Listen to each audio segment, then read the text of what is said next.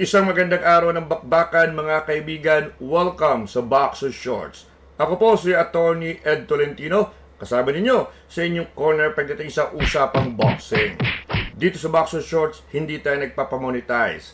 Handog sa inyo, diretsong opinyon, hango lamang sa ating passion. At ngayon, sa balitaktakang Boxer Shorts, napakaraming balita ang lumutang kung saan involved ang ilang mga Pilipino boxer. Nandiyan ang WBO na finally iniutos na ang muling paghaharap ni Charlie Suarez at ang Mexicanong si Emmanuel Navarrete para sa WBO at IBF Super Featherweight o Junior Lightweight Championship. Nandiyan din ang napipintong laban ni Nonito Donaire at ni Riku Masuda ng Japan sa isang bantamweight clash. And of course, let's not forget ang pagbabalik ni Johnwell Casimero sa isang high-profile na laban kontra sa Mexicanong puncher na si Luis Neri. Alam nyo, dito sa Boxer Shorts mga kaibigan, hindi po tayo nakikipag-unahan sa paglabas ng mga balita. Ang ating habol dito sa Boxer Shorts ay i-analyze, kilatisin ang mga balita para madagdagan ang inyong kaalaman tungkol sa mga nasabing balita. Bago natin pag-usapan si Donaire, si Casimero, Suarez versus Navarrete, pag-usapan muna natin isa pang balita na gumulantang din sa marami. Ito ay ang paglipat ni Magnifico Mark Magsayo sa isang bagong boxing promotion, ang Super Boxing Promotion na pinatatakbo ng Amerikanong si Dana White. Ang siya rin nagpapatakbo ng Ultimate Fighting Championship o UFC. Marami na bigla sapagkat ito si Magsayo kay tagal lang hindi lumalaban, biglang sumulpot. At ito nga, siya po ay pumirma na ng bagong kontrata sa Super Boxing. Pag-uusapan natin itong balitang ito. Makakabuti ba o makakasama kay Mark Magsayo ang pagpasok sa Super Boxing?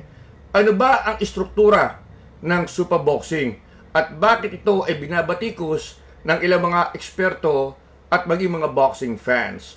So titignan po natin sapagkat itong Super Boxing, napakaraming talento ang pinapipirma at isa na nga dyan ay si Mark Magsayo, ang dating WBC Featherweight Champion ng Pilipinas. So pag-usapan muna natin, unahin muna natin itong issue tungkol kay Mark Magsayo. Lahat ng ito, pag-usapan natin dito lamang sa Boxer Shorts. At ngayon mga kaibigan, ating i-analyze ang naging pagpirma ni Mark Magsayo ng kontrata para sa kanyang pinakabagong boxing promoter, ang Super Boxing Promotions.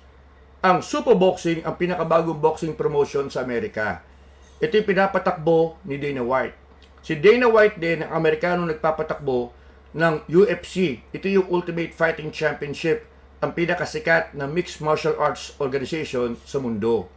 So suma total, pinasok na rin ni Dana White ang pag-promote ng pro boxing kasi nakita niya may pera sa boxing. Now, sang-ayon ba tayo sa pagpasok ni Mark Magsayo sa Super Boxing? Yes, of course. For as long as free agent si Mark Magsayo. Ibig sabihin, siya ay libreng pumirma sa kahit na kaninong grupo. Wala siyang ibang kontratang pinipirmahan. Kung ganyan ang sitwasyon, okay na okay sa atin ang pagpasok ni Mark Magsayo sa isang kontrata with Super Boxing. Kung kayo boksingero, pupunta ka sa may pinakamagandang financial offer sa iyo. Kaya ka nga nag-boxing para i-secure financially ang iyong pamilya. At ngayon, sa totoo lang, ang Super Boxing ang merong mga malalaking offer sa mga boksingero na free agents. Ang Super Boxing ni Dana White ay nagpapakawala ng sandamukal na salapi para mamirata papirmahin ng kontrata ang ilan sa mga sikat na pangalan sa boxing. Ito kasi si Dana White ay unti-unti nagtatayo ng stable of fighters. Mala UFC na modelo ang kanyang gustong i-introduce sa Super Boxing. Kinokopya niya yung UFC model. Ngayon, bago si Mark Magsayo, ang cruiserweight superstar na si Jai Opetaia ng Australia ay pumirma rin ng kontrata sa Super Boxing. Ang welterweight star na si Conor Benn ng Inglaterra ay pumirma rin ng kontrata sa Superboxing. In fact, ang laki daw ng offer dito kay Conor Ben. $15 million for a limited appearance para sa Superboxing. So si Mark Magsayo, pinaka-latest. Si Mark Magsayo ay dating WBC featherweight champion. So meron ding mabigat na credentials itong si Magsayo. Former WBC champion, bagamat sandali lang siya naging champion sa featherweight division in 2022. Now, ang maganda pa dito sa Superboxing, mga kaibigan, ay very active sa kanyang mga promotional cards. Marami siyang promotions ng boxing. Marami sa mga isineset up na card. So, ibig sabihin, si Mark Magsayo ay magiging aktibo. In fact, naka-schedule na nga as early as April 5 ang laban ni Magsayo para sa Superboxing. In-schedule na agad. So, magiging aktibo si Mark Magsayo and at the same time, mababayaran siya ng maayos. Kaya maganda, di po ba? So, ano ang problema na nakikita natin dito sa Superboxing? Bakit sinabi natin na hindi pa rin maganda? Meron pa rin maaari maging problema. Okay? Well, ang problema dito, mga kaibigan, hindi naman kay Mark Magsayo. Ang problema dito ay sa Superboxing mismo. Yung istruktura ng Superboxing. Alam niyo, mga kaibigan, si Dana White at ang Superboxing ay kaaway yung Big Four ng boxing. Ito yung WBA, WBC, WBO, at IBF. Ang Big Four na ito ang pinaka-recognized na sanctioning body. Ito yung nagsasanction ng mga world title fights. At yung kanilang mga titulo ang nire-recognize na lehitimo sa boxing. Kaaway po ni Dana White ang mga ito. Hindi niya kasundo. Hindi niya gusto yung mga rankings ng mga organizations na totoo lang ay napakagulo. Hindi niya talaga kasundo itong mga ito. To the point na si Dana White ay nagtayo ng kanyang sariling championship belt. Ito yung tinatawag niyang Super World Championship Belt. Meron siyang sariling titulo. Again, inuulit ko, ginagaya niya yung kanyang style sa UFC. Meron silang sariling stable of fighters sa UFC, pinaglalaban-laban nila, at meron silang sariling titulo. So yun ang ini-introduce ni Dana White dito sa Superboxing. Gulo ito, mga kaibigan. Sapagkat sa Amerika, meron pong tinatawag na Muhammad Ali Act. Ito'y isang batas na tanging layunin ay i-promote ang transparency sa pro boxing. Ibig sabihin, hindi pwedeng ikaw yung promoter, tapos ikaw din yung sanctioning body, ikaw din yung manager, hindi pwedeng ikaw lahat yan. Hiwa-hiwalay dapat yan, sapagkat malilito ang boksingero. Paano nila kung magpartihan yung boksingero at saka yung promoter niya, sasabihin niya, oy, akin na yung cut ko as a promoter. Ay, teka, ako rin nga pala manager mo, may cut pa rin ako. Ay, teka, ako rin pala ang sanctioning body, may cut din ako dyan. Kawawa yung pobreng boksingero. So, yan po ang pinopromote ng Muhammad Ali Act, transparency. Hindi pwedeng ikaw lahat. Yun ang gusto ni Dana White. Ang gusto niya, siya rin ang manager, siya rin ang promoter, at ngayon ang gusto niya, siya na rin ang sanctioning body. Can you imagine, mga kaibigan? Yung si Bob Arum ng Top Rank Promotions, may sariling world title, Top Rank World Title.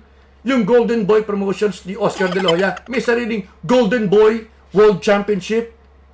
Ang sama at ang pangit pakinggan. Yan po ang problema dito sa Superboxing. Hindi siya ordinaryong promotional outfit. Kaaway niya ang Big Four at gusto niyang magtayo ng sariling setup kung saan siya na rin ang sanctioning body. Bagay na ipinagbabawal sa Muhammad Ali Act. Nagagawa ni Dana White ito sa UFC kasi ang UFC, Mixed Martial Arts, hindi po siya sakop ng Muhammad Ali Act. Kaya magkakagulo po dito, mga kaibigan. Ngayon, as an example, nitong nakaraang March 7, March 8, mga kaibigan, idinepensa ni Jai Opetaia ang kanyang IBF Cruiserweight Championship kay Brandon Glanton. Ang labang ito ay para sa IBF Cruiserweight Championship of the World. Nagkaproblema sapagkat napansin ng IBF na nung pinopromote ng Superboxing ang nasabing laban ni Jai Opetaia, ang nakadisplay na prominente ay yung Super Championship belt. Nagbukang saling pusa lang ang IBF. Samantalang, sabi nga ng IBF, yung belt namin ang lehitimo kasi kami sanctioning body, ikaw boxing promoter. Yung belt na ginawa mo, yan ay trophy lamang, special award. Hindi yan legit title belt. Eh bakit mo kami ini-etsapwera? Sa mga pictorial, sa mga press con, ang binabandera mo ay yung Super Championship belt. So nagalit ang IBF. Ang ginawa ng IBF, tinanggalan, inistripan ng corona si Jai Opetaya. Now, as of the last reports, mga kaibigan, mukhang magkakadimandahan sapagkat iginigit ni Jai Opetaya na dapat ako pa rin ang kampiyon ng IBF. E imagine niyo mga kaibigan, nung manalo si Jai Opetaya, ang ginawa ni Dana White, hinirang na the new Super Cruiserweight Champion of the World, itong si Jai Opetaya, walang dating di ba? Iba yung dating na the new WBC Cruiserweight Champion of the World. Mas malakas ang dating, di ba, mga kaibigan? Yung Super Championship, parang sa Batangas lang namin yan, Suman Championship of the World. Walang dating at hindi lehitimo. Pero yan ang pinipilit ni Dana White. Kaya nagka-problema si Opetaya. Natanggalan siya ngayon ng IBF title. Although nagbabalak siya magdemanda para may balik ang kanyang recognition as IBF champion. So ito ang problema na maaaring harapin din ni Mark Magsayo. May mga chismis kasing umuugong mga kaibigan na pag hindi nagkasundo ang Big Four at si Dana White, at kapag nagalit talaga ang Big Four kay Dana White, maaaring magkaroon ng senaryo kung saan pagbabawalan ng Big Four, yung WBC, WBA, WBO, IBF, pagbabawalan ng Big Four, yung mga boxers ng Super Boxing na lumaban para sa kanilang titulo. Kung baga, sasabihin ng mga WBC, sige gusto niyo yung Super Championship, di dyan kayo lumaban. Huwag kayong lumaban para sa mga titulo namin. Masikat yung mga titulo namin kumpara dyan sa Super Championship na wala naman nakakaintindi o nakakarinig. So, pag gano'n nangyari, handa na ba kayong marinig? Mark Magsayo, the new Super Lightweight Champion of the World. Parang walang dating, Parang walang dating. Iba yung Mark Magsayo, the new WBC Champion of the World. Yun ang maganda. The new WBA Champion of the World. Yun ang ibang dating. Yung the new Super Championship, dating. At siyempre, hindi lehitimo. So yan ang sinasabi ko magiging problema ni Mark Magsayo. Baka maipit siya sa bangayan ni Dana White at nitong Big Four. Now, alalahanin nyo mga kaibigan, nagpapamudbud ng pera itong si Dana White para makakuha ng talento. Pero malakas ang chismis na ang perang yan hindi kay Dana White nang gagaling. Yan ay nanggagaling kay Turki Al-Sheikh ng Saudi Arabia.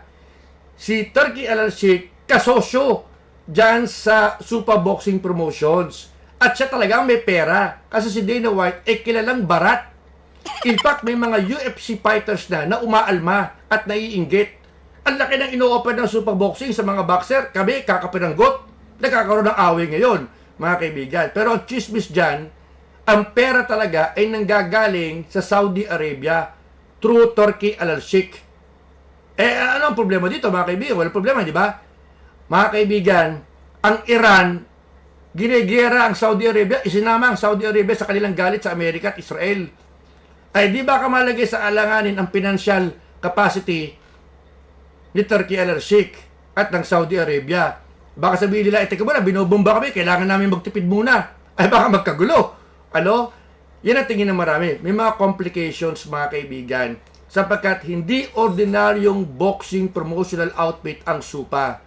Ang SUPA Boxing Promotion ay nagtatangkang siya na rin ang maging sanctioning body. Gusto niyang tanggalin ang Big Four. Ang gusto niya, may sarili kaming boksingero, may sarili kaming world champions, kami na ang magpapatakbo ng boxing. Gusto niya, itong si Dana White ay one-man show. Diyan magkakagulo mga kaibigan, diyan baka maipit si Mark Magsayo. So yung pagpirma ni Mark Magsayo sa Super Boxing, wala tayong problema. Ang ating ikangay agam-agam, baka maipit si Magsayo sa away ni Dana White sa Big Four. Pag dumating yung panahon na pagbawalan ng Big Four, yung mga super fighters na lumaban para sa kanilang titulo, ay nako. Ayun ang mahirap, mga kaibigan. Yun ang medyo mahirap tanggapin na si Mike Sayo ay magiging super champion lamang instead of WBC, WBA, WBO, IBF champion. So yan mga kaibigan, naway naintindihan po ninyo ang implikasyon ng pagpirma ni Mark Magsayo sa Super Boxing Promotion. Masalimuot, saksak ng kontrobersiya ang nasabing Super Boxing. Hindi ko tulad ng mga Top Rank, Golden Boy, established na yan eh. Itong Super Boxing, magulo. Talagang magulo ang kanyang setup. Let's see how things will turn out. At yan po ang buod ng Boxer Shorts for today. Naway naliwanagan kayo sa ating ikangay sitwasyon dito sa pagpirma ni Magsayo para sa Super Boxing Promotions. Okay, pero like I said, may complications. Hindi ordinaryong boxing promotion itong Super ni Dana White. Muli maraming salamat po sa inyong pagtangkilik sa ating munting YouTube channel. Yes, marami pa tayong i-discuss mga kaibigan. Mahina po ang kalaban. Paisa-isa lamang tayo. Hindi naman tayo nakikipaghabulan para sa mga scoop na balita. Hindi po. We analyze the news. We do not break the news. We analyze the news. So hopefully we will tackle yung mga susunod na aspeto, yung mga laban ni Donaire, Casimero, yung order ng WBO para sa isang rematch sa pagitan ni Navarrete at ni Suarez. Yan po i-isa-isahin po natin, mga giliw kong fellow boxing fans. Until then, ako si Atty. Ed Tolentino, muli nagpapaalala, walang personalan, bundalan lang.